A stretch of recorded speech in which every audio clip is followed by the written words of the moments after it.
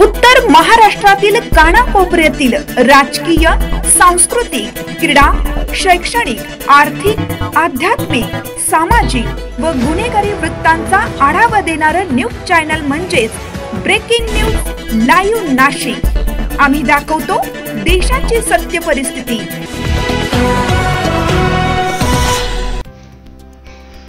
महाशिवरात्रीच्या पवित्र पर्वावर सातपूरमध्ये भव्य 12 ज्योतिर्लिंग दर्शन आणि 21 फूट शेषनाग दर्शन सोहळ्याचे आयोजन करण्यात आले होते। ब्रह्मकुमारीज आणि रायगड प्रतिष्ठान यांच्या संयुक्त विद्यमाने आयोजित या दिव्य सोहळ्यात असंख्य शिवभक्तांनी मोठ्या संख्येने उपस्थित राहून दर्शनाचा लाभ घेतला। हा सोहळा सामाजिक कार्यकर्ते गोकुळ निगळ, माजी नगरसेविका सीमाताई गोकुळ निगळ, रायगड प्रतिष्ठानचे संस्थापक अध्यक्ष समाधान देवरे आणि समाजसेविका वैशालीताई समाधान देवरे यांच्या पुढाकाराने आयोजित करण्यात आला होता। महाशिवरात्रीच्या पावन दिनी सकाळी राजयोगिनी ब्रह्मकुमारी बसंती दिदीजी, भाजपा नेते महेश हिरे यांच्या हस्ते ध्वजारोहण करून या भव्य सोहळ्याचा शुभारंभ करण्यात आला। सातपूर शहरातील विविध क्षेत्रातील असंख्य मान्यवर, भक्तगण आणि नागरिकांनी या कार्यक्रमास मोठ्या संख्येने हजेरी लावली। सायंकाळी शिवदर्शन यात्रा मिरवणूक मोठ्या उत्साहात पार पडली। ढोल ताशांच्या गजरात, पारंपरिक नृत्यामधून आणि भव्य रथातून भगवान शंकराच्या दर्शनाने संपूर्ण शहर भक्तिमय झाले। शेकडो शिवभक्तांनी उत्साहाने सहभाग घेतला आणि महादेवाच्या जयघोषाने परिसर दुमदुमून गेला। महाशिवरात्री महोत्सवाच्या निमित्ताने विविध सांस्कृतिक आणि आध्यात्मिक कार्यक्रमांचे आयोजनही करण्यात आले होते। आनंदी जीवनाची गुरुकिल्ली या विशेष सत्रात जीवन समृद्ध आणि सकारात्मक करण्याबाबत मार्गदर्शन करण्यात आले। स्थानिक मुलामुलींनी त्यांच्या अद्भुत कला कौशल्यांचे प्रदर्शन सादर करून उपस्थितांची मने जिंकली। काल सायंकाळी महिलांसाठी खास नाशिक होम मिनिस्टर या मनोरंजक कार्यक्रमाचे आयोजन करण्यात आले होते।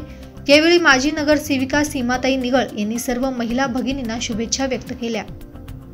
बाईट। या स्पर्धेत महिलांनी विविध खेळांमध्ये भाग घेत मोठ्या उत्साहाने स्पर्धा गाजवल्या। विजेत्या महिलांना आकर्षक 21 पैठणींची बक्षिसे प्रदान करण्यात आली।